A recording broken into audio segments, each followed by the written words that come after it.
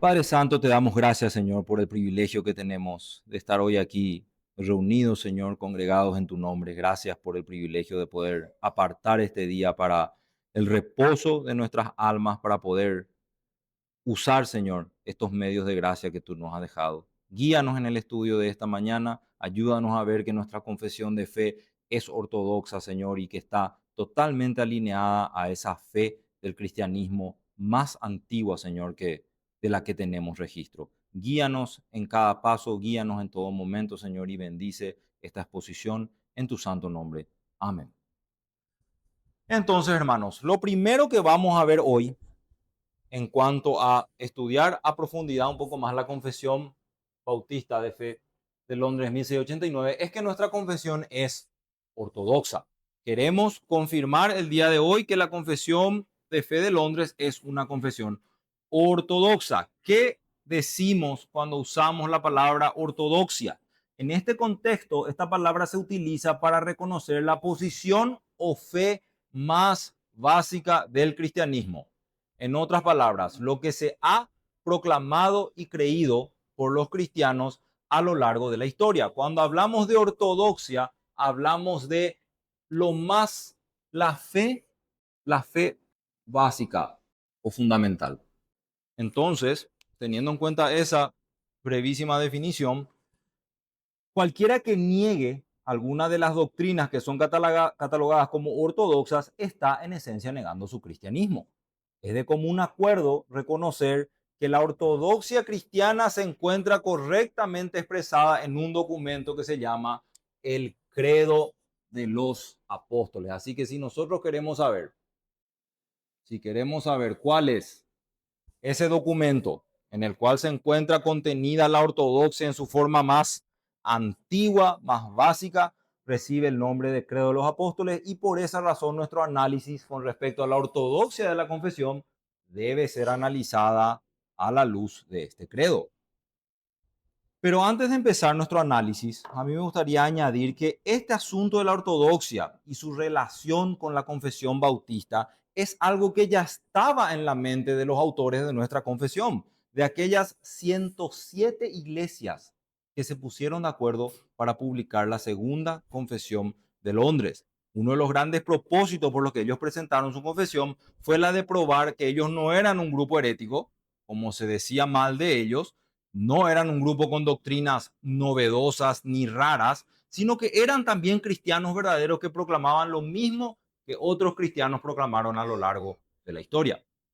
La forma más cercana a ellos de confesión que había para adoptar era la confesión de Westminster. Entonces lo que hicieron fue adoptar ya la confesión de Westminster, que era ampliamente reconocida como una confesión ortodoxa y también reformada, pero no vamos a hablar de eso hoy, vamos a hablar solamente de la ortodoxia, y editaron solamente las cosas que ellos veían diferente. Entonces, quiero que si tienen su confesión de fe, me acompañen a comprobar esto en el prólogo de la confesión.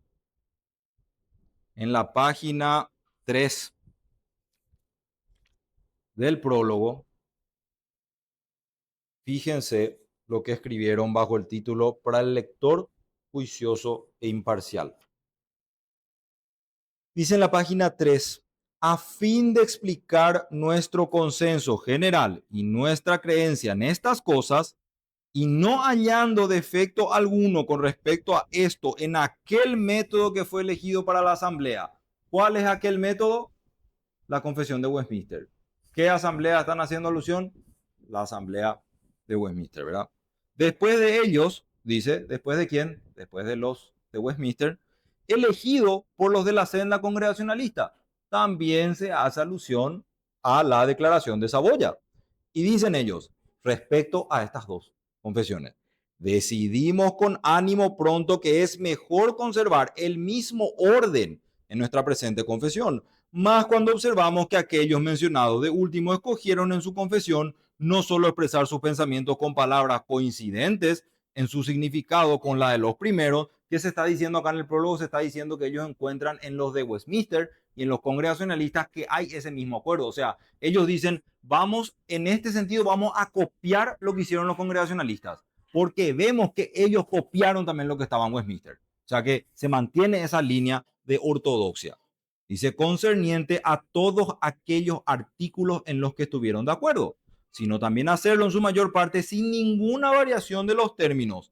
De igual manera concluimos que es mejor seguir su ejemplo de hacer uso de las mismas palabras junto con ambos en estos artículos, entre paréntesis, que son muchos, o en otras palabras, la mayoría del contenido de la confesión, en los que nuestra fe y doctrina es la misma que ellos. Entonces podemos ver claramente que los autores de nuestra confesión siguieron una ortodoxia que ellos dicen ya en su prólogo. Esa ortodoxia se encuentra en la Confesión de Fe de Westminster y se encuentra en la Declaración de Saboya. Pero nosotros vamos a ir muchísimo más atrás en el tiempo para buscar el origen y el fundamento de esa ortodoxia que se encuentra en el credo de los apóstoles.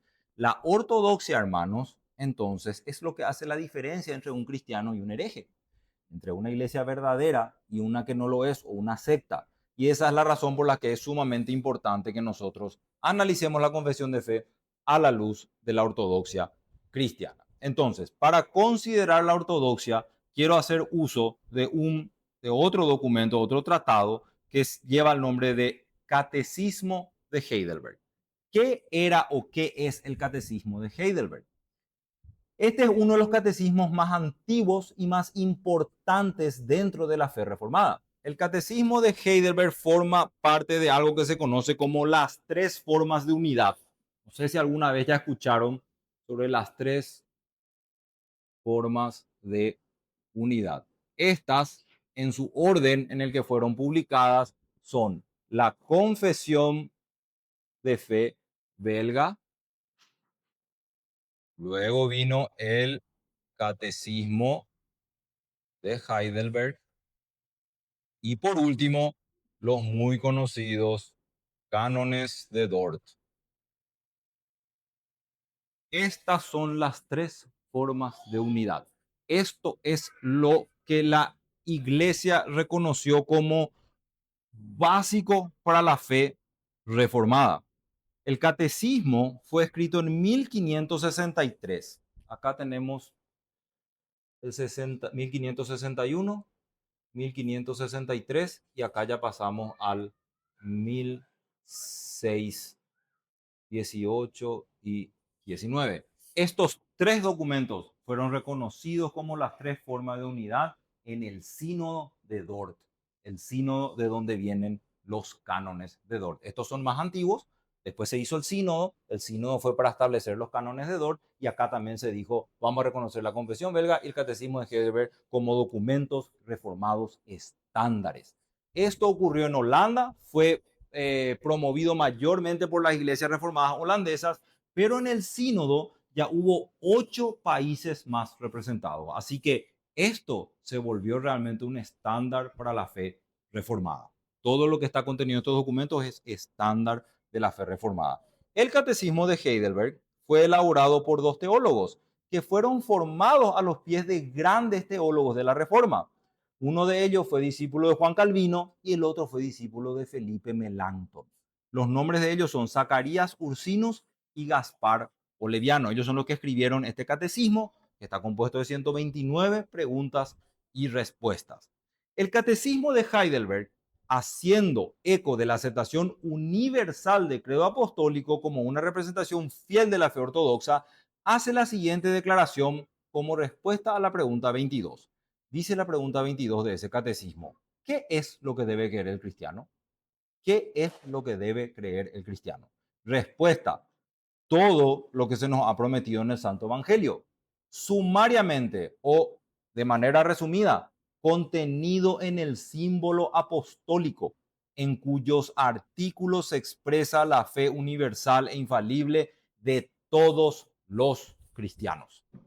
¿Qué es todo lo que debe creer el cristiano? Lo que está contenido en el Santo Evangelio y lo que está contenido en el símbolo apostólico, que es un sinónimo, otro nombre que se le daba al credo de los apóstoles. Así que el catecismo ya manifiesta la suprema importancia de la doctrina expresada en ese credo al decir que ahí está todo lo que el cristiano debe creer. Todo lo que el cristiano debe creer está contenido ahí. En palabras del catecismo, cada frase del credo expresa la fe universal e infalible de todos los cristianos. Entonces se está afirmando que las bases de un cristianismo bíblico están formuladas en esos versos y lo que nosotros hoy vamos a hacer es analizar justamente ese credo de los apóstoles a la luz de nuestra confesión y quiero enviarles un archivo al grupo justamente del credo para que me puedan seguir con esta imagen. Ahí les envío y me confirman por favor que recibieron. Así pueden. Quiero empezar ahora leyendo el credo de los apóstoles para que me puedan acompañar con ese archivo. Dice así el credo de los apóstoles. Creo en Dios Padre Todopoderoso, Creador del cielo y de la tierra, y en Jesucristo, su único Hijo, Señor nuestro, que fue concebido del Espíritu Santo, nació de la Virgen María, padeció bajo el poder de Poncio Pilatos, fue crucificado, muerto y sepultado, descendió a los infiernos, al tercer día resucitó de entre los muertos, ascendió al cielo y está sentado a la diestra de Dios Padre Todopoderoso. Y desde allí vendrá al fin del mundo a juzgar a los vivos y a los muertos.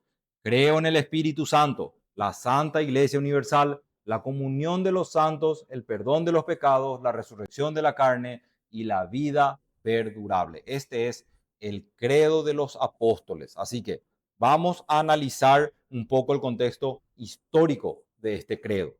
Después de la muerte de los apóstoles, habíamos dicho que la iglesia cristiana tuvo que afrontar dificultades que eran naturales de pasar de un periodo extraordinario a un periodo ordinario. Ustedes se acuerdan que hicimos un gráfico el domingo pasado en el que ilustramos el gran precipicio, ¿verdad?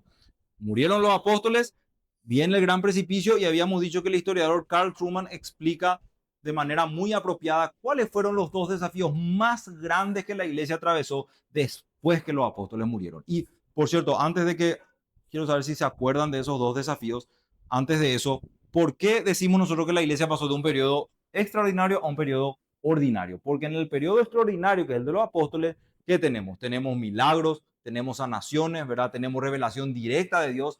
Y después de eso mueren los apóstoles. ¿Y qué pasa? Nos ordenan más apóstoles.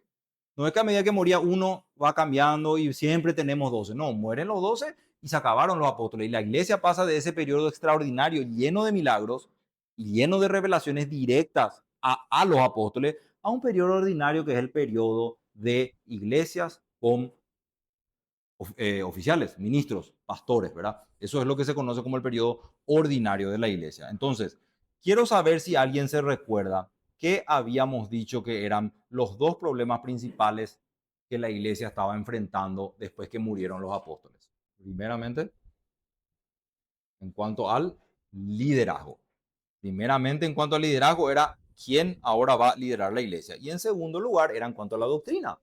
Ya no había un apóstol Pablo que escribió una carta a Galacia advirtiéndole con esa autoridad que él tenía de que se estaban apartando del evangelio. Entonces ellos decían, bueno, y ahora que ya no están los apóstoles, ¿quién nos va a decir eso a nosotros?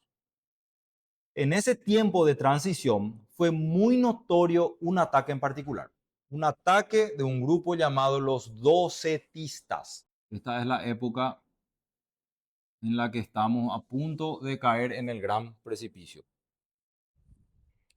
Los docetistas sostenían la idea de que Cristo solamente aparentó tener una naturaleza humana.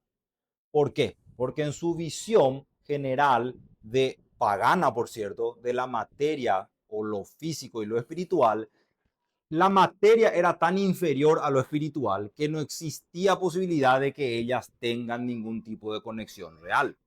Siempre la materia está separada de lo espiritual, según ellos, y por ende no puede afectarle al espíritu lo que se hace en la carne. Esa era una creencia pagana, totalmente pagana, que estos docetistas tenían.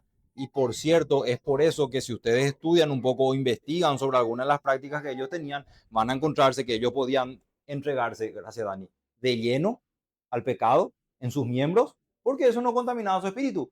Pues eso no contamina el espíritu. Ellos decían, eso contamina la carne, no contamina mi espíritu. Tenían una forma pagana sumamente extraña de entender esto. Y este era un grupo que comenzaba a atacar a la iglesia.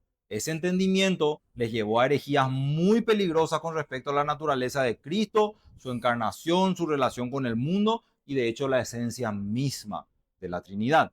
Y a ese grupo de vamos a decirle, a este grupo de herejes, ¿verdad? De grupo de personas que tenían esta cosmovisión, los estudiosos los engloban debajo del nombre gnósticos. Cuando nosotros escuchamos la palabra los gnósticos, ahora ya vamos a saber qué es lo que creían. Los docetistas son un grupo de gnósticos nomás. O sea, es un grupo de gnósticos. Había varios, pero los teólogos los agruparon todos en estos son gnósticos.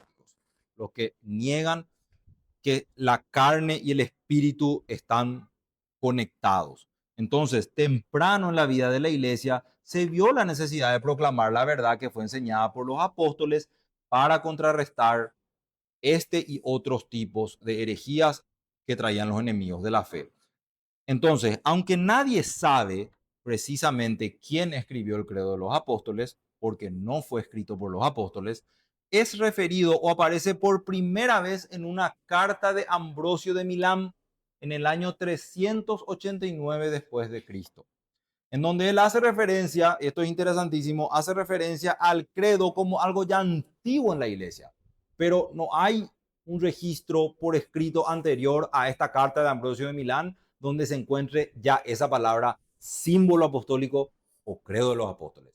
Él hace referencia al credo de los apóstoles y él dice, este es un documento que hace años está en la iglesia, que hace años está circulando. Entonces, los eruditos consideran que eso fue en el siglo IV, así que en el siglo II o III pudo haberse escrito ya el credo de los apóstoles, fue posterior a la muerte de ellos. Ellos no son los que lo escribieron, sino que no sabemos realmente quién lo escribió. Pero este credo tiene una particularidad sumamente interesante y es por esto que es tan importante. El credo de los apóstoles es la primera formulación de ortodoxia universal. No es la primera formulación de ortodoxia que existe en la historia de la iglesia, pero esta es la primera que va a ser abrazada universalmente por la iglesia. ¿Qué es lo que había antes? Había tratados de hombres sobre su punto de vista y siempre o casi siempre dirigido a una o varias iglesias locales. Entonces tenemos el tratado de un hombre, tratado evidentemente fiel, bíblico, sólido, dirigido a esta iglesia o a este grupo de iglesias. Pero de repente aparece lo que todas las iglesias deben creer. El primer credo universal de la iglesia. Y eso determinó, por decirlo así, antes podíamos ver que Edu escribe una carta a ciertas iglesias y le dice a esa iglesia, esto es lo que vamos a creer como ortodoxia. Y esa carta no pasa de ahí. Se queda entre Edu y esas dos iglesias, pero de repente aparece este credo que dice, todas las iglesias que se llamen cristianas tienen que creer en el credo de los apóstoles. Eso es realmente el motivo por el cual es tan importante que nosotros estudiemos el credo de los apóstoles. Marca el inicio de lo que se conoce como la fe cristiana universal. Y otro dato sumamente importante es que todos los concilios que se llevaron a cabo a partir del siglo IV, que nosotros sabemos la importancia que tuvieron para definir y establecer realmente qué es lo que debemos creer, todas tomaron como fundamento el credo de los apóstoles. Todas parten de ahí. Y lo que hacen es desarrollar y hacer mucho más precisa las doctrinas que ustedes tienen ahí en sus manos en el credo de los apóstoles, que ya se habrán dado cuenta, si conocen los otros concilios, si conocen el contenido de nuestra confesión de fe, verdad que el credo de los apóstoles es bastante básico. Es bastante resumido y bastante básico. Entonces lo que los demás concilios fueron haciendo es, agarremos esto que es la fe universal, reconocida y que fue dejada por la enseñanza de los apóstoles, y de ahí se va desarrollando. A partir del credo de los apóstoles, la semilla o el grano de mostaza sigue creciendo hasta convertirse en el árbol. Entonces, analicemos el contenido de ese credo. El credo puede ser bosquejado de distintas maneras y de hecho si ustedes buscan van a encontrar que hay varias formas de estudiar el credo de los apóstoles, pero en esta mañana yo quiero utilizar con ustedes el método más ampliamente reconocido y a la par es el mismo que se encuentra en el catecismo de Heidelberg, que es dividir el credo de los apóstoles en tres partes. Si se fijan de vuelta en la imagen que ustedes tienen, adrede está agregado ahí un 1, un 2 y un 3. Eso es para que ustedes se guíen en esa triple división que vamos a darle hoy al credo de los apóstoles. ¿Cómo lo llama el catecismo de Heidelberg? A estas tres partes.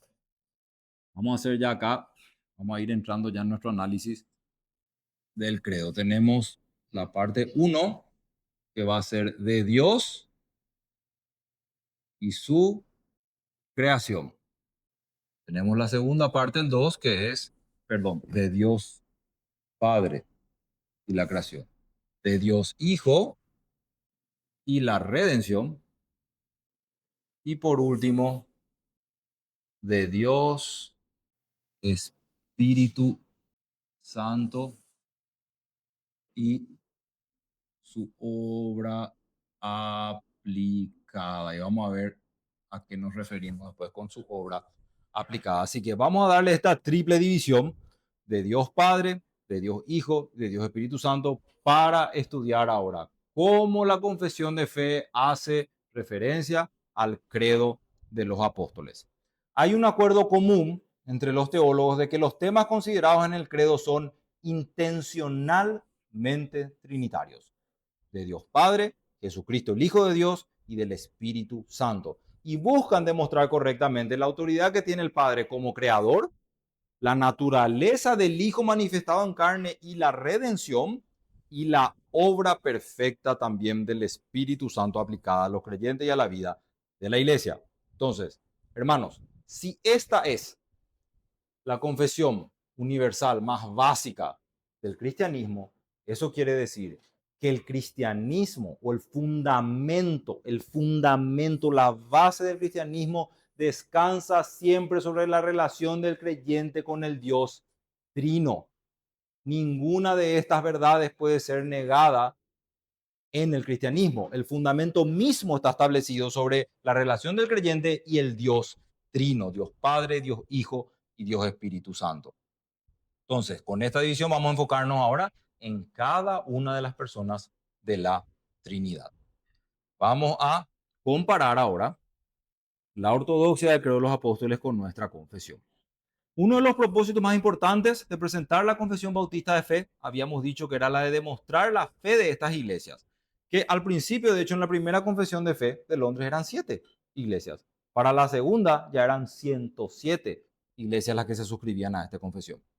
En este segundo encabezado ahora lo que vamos a hacer es demostrar que la confesión de fe no solamente es ortodoxa, sino que toma el mismo lenguaje del credo y en casi todos los casos inclusive el mismo orden que usa el credo para desarrollar sus doctrinas ortodoxas. Así que vamos a meternos en la parte 1. Creo en Dios Padre Todopoderoso, Creador del cielo y la tierra. Vamos a ver tres cosas en cada una de estas tres partes y esas las vamos a analizar a la luz de la confesión de fe. 3 observaciones sobre esta primera parte. En primer lugar, esta declaración del credo empieza su reconocimiento de que la deidad está perfectamente organizada y puede, aunque de manera limitada porque somos seres finitos, ser entendida en su conformación. ¿Qué significa que puede ser entendida en su conformación? Que es sumamente importante para entender el concepto de Dios, entender al Dios trino, entender la esencia de las tres personas de la Trinidad. Por eso no empieza el credo diciendo de Dios Todopoderoso, creador del mundo, de Dios Padre, dice el credo de los apóstoles. Así que de entrada introduce no solamente la doctrina de la Trinidad, que es lo primero que va a desarrollar, sino que inclusive está ya diciendo que para que podamos entender a Dios limitadamente, ¿verdad? Debemos entenderlo a la luz de esa estructura que es la división de las tres personas, la cual tiene a cada una de las personas de la Trinidad como fundamento. Entonces, es importante también que todos los credos posteriores que nacieron del credo, lo que hicieron es proclamar más específicamente la deidad del Hijo y del Espíritu Santo, porque en nuestra primera declaración del credo ya tenemos al Padre. La primera persona de la Trinidad está declarada en el credo de los apóstoles. Si bien eso igual se desarrolla en los demás credos, sí faltaba desarrollar un poco más la segunda y la tercera persona de la Trinidad. De hecho, vamos a ver que la tercera persona de la Trinidad sencillamente se menciona. Si se fijaron, todo lo que se dice del Espíritu Santo es creo en el Espíritu Santo. Después ya pasamos a la Santa Iglesia Universal. Entonces, realmente el credo lo único que hizo fue decir creo en el Espíritu santo. Sin embargo, nunca veamos esto como un cambio al credo. Cuando leemos las demás declaraciones, no lo veamos como un cambio al credo, sino como un desarrollo de las doctrinas que ya estaban ahí contenidas. No se modifica la doctrina del Espíritu Santo en el credo niceno. Lo que hace es se desarrolla. La semilla de mostaza seguía creciendo en la historia de la iglesia. En segundo lugar, también vemos que dice, creo en Dios Padre Todopoderoso y lo llama creador de todo. Entonces, ¿qué encontramos nosotros que hace el credo? Aquí establece implícitamente, porque uno solo se declara que es todopoderoso, pero implícitamente establece los atributos de Dios. Y voy a mencionarles solamente 5 que están implícitos en que Él sea todopoderoso y que Él sea el creador de todas las cosas. Está implícita su autoexistencia, que significa que Él no depende de nada externo para su existencia, y esa verdad nos lleva a pensar al mismo tiempo en la necesidad vital que tiene la criatura de su creador. Somos creados a partir de su poder y no podríamos existir sin o fuera de Él. También está implícita su omnipotencia, la cual encierra su absoluta autoridad sin límites para hacer lo que Él ha determinado. Su libertad, que significa que nada lo condiciona ni lo obliga a hacer nada. Su sabiduría, que sin necesidad de tener que explicar este atributo, es evidenciado en la perfección de la creación y la hermosura de todas las cosas creadas. Y en quinto lugar, su eternidad. Este es un atributo que puede ser entendido a partir de la observación, pues si este mundo tiene un creador, eso significa que el mundo tuvo un comienzo. Y si Él es el creador y el mundo tuvo un comienzo y Dios no es una criatura creada, Él no puede tener comienzo. Todo lo que tiene un comienzo es creado. Y si Dios tuvo un comienzo, entonces hay algo por encima otra vez de Dios, que es lo que creó a Dios. Así que su eternidad, que Dios sea eterno, es uno de los atributos más importantes de Él como Dios, como único y supremo creador de todas las cosas. Entonces, vemos que también en la primera parte del credo está ya implícitamente muchos de los atributos de Dios que vamos a encontrar en la confesión de fe. Y por último, en tercer lugar, la expresión de creador del cielo y la tierra manifiesta la importancia que tuvo el correcto entendimiento de la doctrina de la creación ya en la mente de la iglesia primitiva. Así que en tercer lugar tenemos la doctrina de la creación. Vamos a analizar estas 3 cosas a la luz de nuestra confesión de fe. Ahora, históricamente, la creación ha sido uno de los asuntos importantes que fueron considerados en la ortodoxia e incluidos en este credo, porque una persona comienza a perder el camino cuando no tiene un entendimiento adecuado de la distinción o la relación que hay entre el creador y la criatura. Errar en esa distinción nos lleva a tener una mala comprensión de quién es Dios, de cómo es el mundo y de hecho de quiénes somos nosotros. Sumamente importante tener un entendimiento ortodoxo y correcto de la doctrina de la creación. Así que, ¿cómo presenta la Confesión Bautista de Fe a Dios, a la bendita Trinidad y a la creación del mundo? Para eso, quiero que vayan primeramente al capítulo 2 de nuestra confesión. En el capítulo 2, la confesión presenta la doctrina de Dios y la Santa Trinidad. Y ese capítulo está compuesto por 3 párrafos. Vamos a encontrar los atributos de Dios, las relaciones de Dios y la triunidad de Dios. 3 párrafos del capítulo 2. Y después vamos a entrar también en él para que tengan ahí marcado su dedo en el capítulo 4 que habla sobre la creación del mundo. Así que a nivel de subtítulos ya encontramos que la confesión tiene el capítulo 2 para hacerse cargo de estas 2 doctrinas y el capítulo 4 para enseñarnos sobre la creación.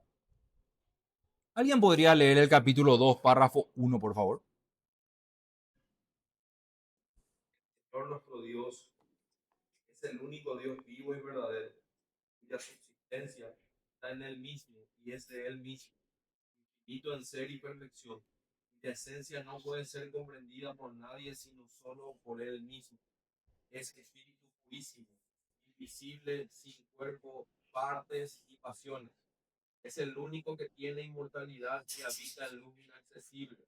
que es inmutable, inmenso, eterno, inescrutable, todopoderoso, infinito en todos los sentidos, santísimo, sapientísimo, libérrimo, absolutísimo, que obra todas las cosas conforme al consejo de su inmutable y justísima voluntad, para su propia gloria. Es amantísimo, clementísimo, misericordiosísimo, longanísimo, abundantísimo en bondad y verdad, que perdona la iniquidad y la transgresión y el pecado, remunerador de los que le buscan con diligencia, pero también justísimo y terriblísimo su juicio, que odia todo pecado y que de ninguna manera dará por inocente a su padre.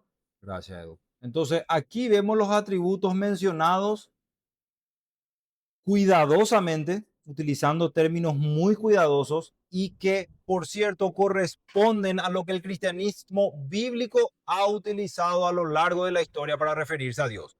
La confesión no solo toma al azar ciertos términos para describir los atributos de Dios, sino que ustedes pueden comprobar yendo a la historia de la iglesia que estos son los términos que el cristianismo bíblico ha utilizado a lo largo de la historia para referirse a Dios.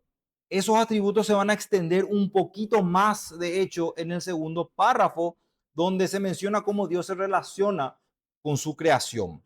Pero esos 5 que le había mencionado ya están aquí justamente demostrados y están expuestos y está desarrollado de manera resumida como doctrina. Entonces, los atributos de Dios están en nuestra confesión de fe. Vamos a poner acá los 3 que tenemos que comprobar. En el capítulo 2, párrafo 1, capítulo 2, párrafo 2. Los atributos de Dios sumamente y mucho más desarrollados. En segundo lugar, vamos a ver el primer punto. Ahora, habíamos dicho que el credo de los apóstoles confiesa la Trinidad o da una formulación de la Trinidad implícita, la relación intrapersonal de Dios. Para eso tenemos el párrafo 3 de la confesión. Capítulo 2, si seguimos en el capítulo 2. En el capítulo 2, párrafo 3, leemos, en este ser divino e infinito hay 3 subsistencias, el Padre, el Verbo o Hijo y el Espíritu Santo. Y vamos un poquito más allá, de una misma sustancia, un mismo poder y una misma eternidad, teniendo cada uno toda la esencia divina, pero la esencia indivisa. Se detalla un poco más, el Padre no es de nadie, ni es engendrado, ni procede de nadie. El Hijo es eternamente engendrado del Padre y el Espíritu Santo procede del Padre y del Hijo. Todos infinitos, sin principio. Por lo tanto, son un solo Dios que no ha de ser dividido en naturaleza y ser, sino distinguido por varias propiedades relativas, peculiares y relacionales personales. Un solo Dios, las 3 personas con la misma esencia de ese Dios, nunca indivisas, pero sí, como dice acá, podemos distinguirlo. ¿Y cómo se distingue a la Trinidad? A través de cada una de las personas, a través de la persona del Padre, del Hijo y del Espíritu Santo. Entonces, podemos confirmar que el párrafo 3 utiliza de hecho un lenguaje que es prestado del credo de Nicea. Si ustedes leen el credo de Nicea sobre la Trinidad, van a ver que inclusive lo que hicieron, bueno, esto ya hizo Westminster, ¿verdad? Hicieron lo mismo las declaraciones de Saboya y la Confesión Bautista de Fe de Londres dice, vamos a seguir el mismo ejemplo de los primeros. Vamos a tomar las mismas palabras del credo niceno para hacer eso. En este ser divino infinito hay 3 subsistencias, el Padre, el Verbo o Hijo y el Espíritu Santo. Entonces acá tenemos el párrafo 2.3. Capítulo 2, entonces, declara su ortodoxia en conformidad con el credo de los apóstoles y también inclusive los demás credos que surgieron después de desarrollo y también las demás confesiones como lo es la de Westminster. Y en tercer lugar, la confesión de fe siguiendo la ortodoxia cristiana dedica todo un capítulo a proclamar la doctrina cristiana de la creación. Es importante, ahora podemos ir al capítulo 4 de nuestra confesión de fe. Es importante notar que el hecho de no haber incluido una línea dentro de la doctrina de Dios para explicar la creación sino dedicarle un capítulo entero a eso, demuestra la importancia de esta doctrina dentro del pensamiento de los que redactaron la confesión. Como ya mencionamos antes, el situar correctamente la creación y a Dios como creador es una muestra de ortodoxia, hermanos, y la confesión de fe lo considera tan importante que lo separó en un capítulo. Se pudo haber incluido la doctrina de la creación en el capítulo 2.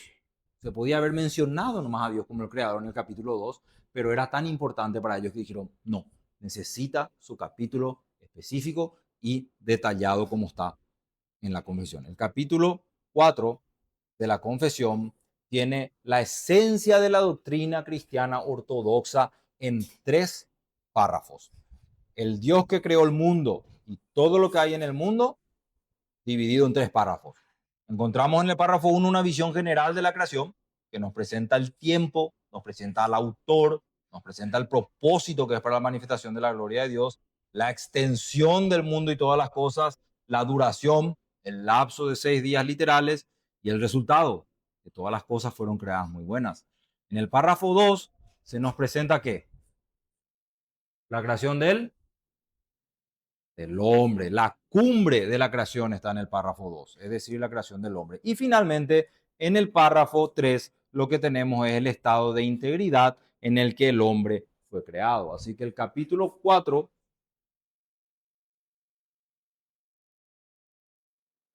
de nuestra confesión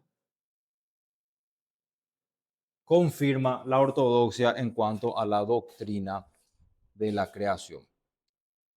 Hermanos, quiero hacer una pausa en este punto, quiero saber si hay algunas dudas y estoy viendo la hora, no vamos a poder desarrollar los puntos 2 y 3 ya hoy y creo que es suficiente como para tomarnos el tiempo tranquilos de vuelta al próximo domingo y ver en detalle lo que es la doctrina del Hijo y la doctrina del Espíritu Santo. Así que hasta este punto, ¿tenemos alguna duda? ¿Quiere alguien hacer algún comentario? Nos quedan unos minutos antes de cerrar.